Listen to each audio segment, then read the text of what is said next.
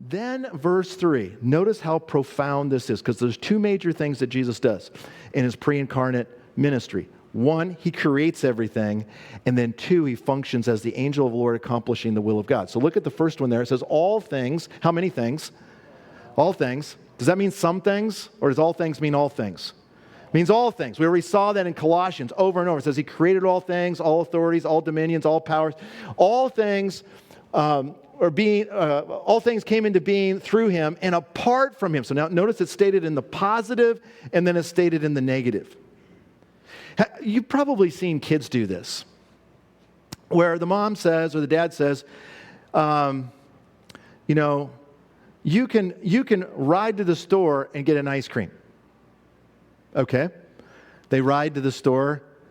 But as they're riding to the store, they stop over here, they stop over here, they stop over here, they stop over here. Then they get the ice cream and they come back. And you were thinking that they were only going to go to the store and get the ice cream and not all these other stops. And they knew they really weren't supposed to go to those stops, but you didn't. And then you say, "What you weren't supposed to go. You didn't say that, Mom." How many of you ever had that happen? How many of you did that to your parents? All right, so God here uses the strongest argument. We use this in rhetoric. We use this in debates. You state what you're trying to say in the positive. He created all things. And then you say it in the negative, just so you don't miss it. There's nothing that exists in the universe that he didn't create. You see that?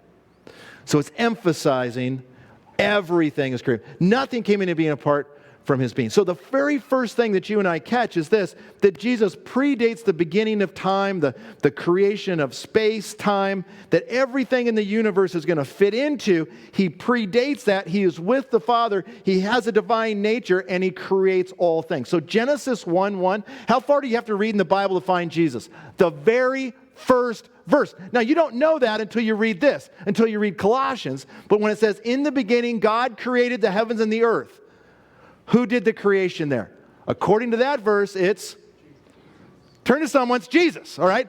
Don't be passive about it, it's Jesus. And so it identifies the second person of the Trinity who is actually speaking. Let there be light. Let the waters teem with life. And so Jesus creates all things, including Satan, including all of the angels, even those who eventually will rebel against him.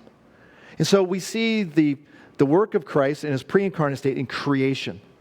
Man, friends, think about that. Who else got that on their resume, right? What have you created? Well, I made a painting one time. I built a go-kart one time. Well, just keep in mind, every molecule in the whole universe, every atom, every neutron, every electron, created by Jesus himself.